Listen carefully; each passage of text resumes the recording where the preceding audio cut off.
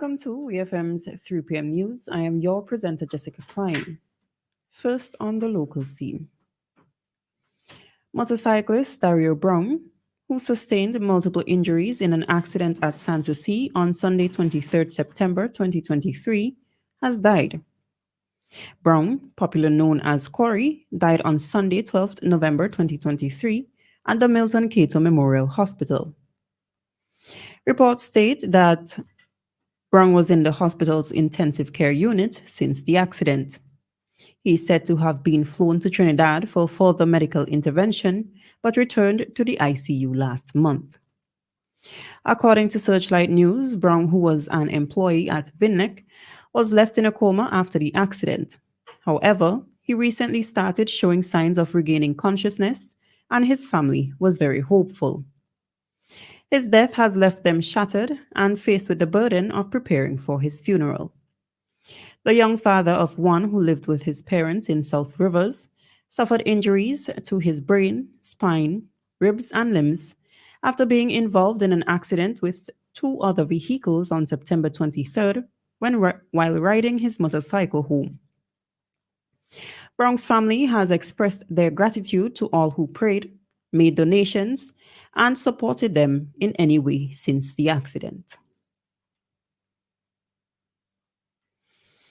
With the aim of securing funds for infrastructure projects in St. Vincent and the Grenadines, Prime Minister Dr. Ralph Gonsalves has signed a Memorandum of Understanding (MOU) with the Saudi Arabia Fund for Development. A release from the Office of the Prime Minister states that the funding from this MOU will be geared toward infrastructural projects in housing, education, and health, sports, citizen, and community security. The CEO of the Saudi Fund for Development, Sultan Al Mashad, stated that they were happy to sign the third agreement to finance the projects. Meanwhile, Prime Minister Gonsalves said that he was hopeful that the agreements on the MOU in December will be signed as promised by the Sultan Al Mashad. The Prime Minister has also held meetings with the Minister of Investment to Saudi Arabia, Khalid Al Falih, and made proposals for Saudi investment in three major areas. The release from the Prime Minister's office states that the three major areas are the new cruise ship port and surrounding development, hotel development in the Grenadines and on mainland St. Vincent, and the development of the new modern city in Annas Vale. Minister Al Falih, according to the release, said that these proposals are investment opportunities which they are looking for in the Caribbean and expressed interest in Saudi nationals visiting St. Vincent and the Grenadines for tourism and leisure. Still on the local scene, facilitated through the Zero Hunger Trust Fund, ZHTF, the One St. Vincent Group, OSV, has made a donation to the St. Vincent Boys Grammar School in efforts to boost their agricultural science program.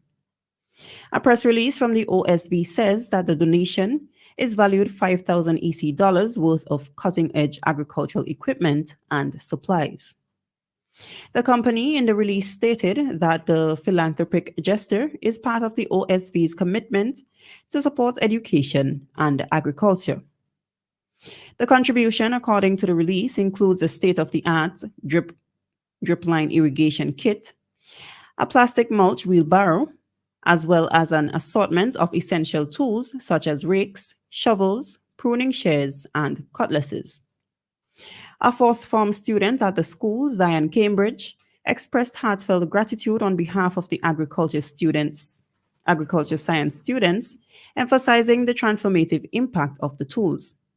He said, "We are extremely grateful for the donation of the hand tools, as we no longer need to use our hands to plant the crops." On the regional scene, Jamaican Richard Brown, who confessed to kidnapping and killing the 10-month-old daughter of Philip Paulwell, Soraya, and her 27-year-old mother, Tashina Patterson, has written a note to the family of the victims and the public begging forgiveness for his heinous act. Philip Paulwell is the Member of Parliament of East Kingston and the Minister of Energy and Mining in Jamaica. In the note given to his attorneys, Brown expressed remorse for his actions, which he said disappointed his mentor, who was not identified. Brown was sentenced to 30 years in prison in the Home Circuit Court on Wednesday, 15th November 2023. His lawyer, Rita Allen Brown, read the note aloud, adding that her client asked that the note was made available to all.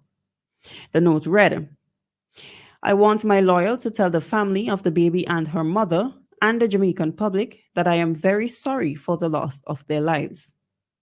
I want my lawyer to also tell my mentor that I am very sorry for the disappointment. I hope one day everyone will find it possible to forgive me.